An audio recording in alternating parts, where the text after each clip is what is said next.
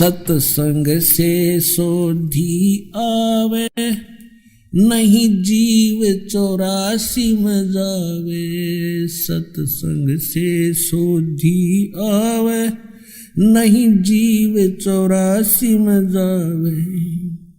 अब मेटो द्वेष और राग, हो राग या उम्र बतेरी जाली। अब मेटो द्वेष और राग, हो राग या उम्र बतेरी जाली।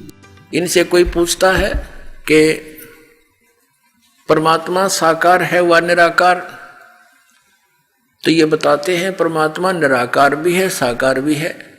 अरे भले आदमी, तुमने वेद पढ़े, फिर इनसे पूछ ले संस्कृत में, चाहे चारों वेदों के इनको मंत्र याद पा जाएंगे। गीता जी भी घोट रखी होगी संस्कृत के अंदर, और इनको वेदों का कख भी पता नहीं। यदि ये वेदों से परिचित होते, क्या शब्द बोलते कि परमात्मा निराकार है? कहते हैं वहां वो से तो निराकार है, दूसरे शब्दों में ये डिफाइन करते हैं। और जब यहां जन्म आता है ना, प्रकट होता है, जन्म लेकर, जैसे राम श्री कृष्ण विष्णु को कहते हैं ये परब्रह्म के अवतार हैं ये, तो वो साकार है।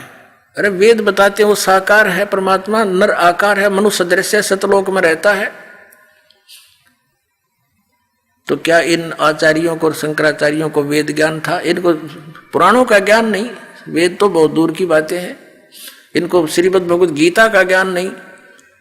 अगर इनको ज्ञान होता तो ये कहते कि जैसे इनसे कोई प्रश्न करता है कि गीता ज्ञान दाता 18वें अध्याय के 62वें श्लोक में अपने से अन्य किस परमेश्वर की शरण में जाने को कह रहे हैं, वह परमेश्वर कौन है?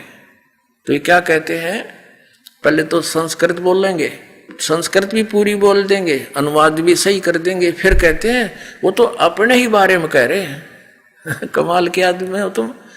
इसका मतलब ये हो गया कि तुम तो भगवान से भी ऊपर हो गए, भगवान के भावनाओं को समझ गए कि यहाँ क्या कहना चाह रहा। जब गीता जी अध्याय नंबर 7 के 29 नंबर श्लोक में गीता ज्ञानदाता कह रहा कि तत्परम को जानकर और सारे अध्यात्म से परिचित, पूरे कर्मों से परिचित व्यक्ति केवल जरा और मरण से छूटने का प्रयत्न करता है।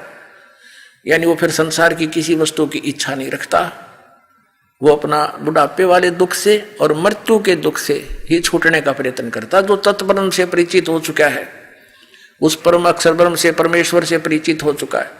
8वें अध्याय के प्रथम मंत्र में गीता ज्ञानदाता से अर्जुन ने पूछा कि फिर किम तत्परम, हे भगवान वो तत्परम क्या है, वो कौन है? 8वें अध्याय के 3रे श्लोक में उत्तर दिया कि वो परम अक्षर ब्रह्म है।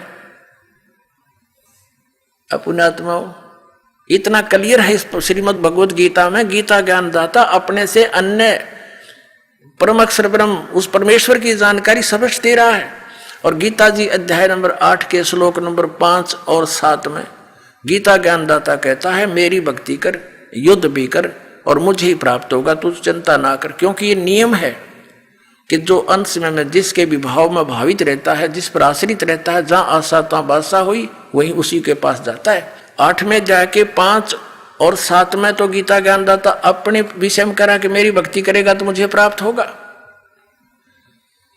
और 8वें अध्याय के गीता जी के 8, 9, 10 श्लोक में उस परम अक्षर ब्रह्म देव पुरुष की तरफ संकेत कर रहा है कि उसकी भक्ति करेगा तो उसको प्राप्त हो जाएगा। क्लियर हो गए दो अलग अलग। और ये कहते हैं अपने ही बारे में बोल रहा है कि उन्हें श्री कृष्ण से ऊपर कोई भगवान नहीं दिखाई देता। इनके आध्यात्मिक नेत्रहीन थे ये। परमात्मा ने कहा था कि मोती मुक्ता दर्शत नाही, ये जगह सब अंधरे, दिखत के तो नैन चश्म इनका फेरा मोतिया बंदरे। ये दिखे तो बड़े विद्वान मंडलेश्वर शंकराचार्य राचार्य, बड़े विद्वान संस्कृत घोट कर सुना दे सिख देव की तरह। और अब ये इनका ज्ञान देख लो कैसा समझे, न वेदों और पुराणों को कैसा आचरण धर्म का कर रहे हैं ये।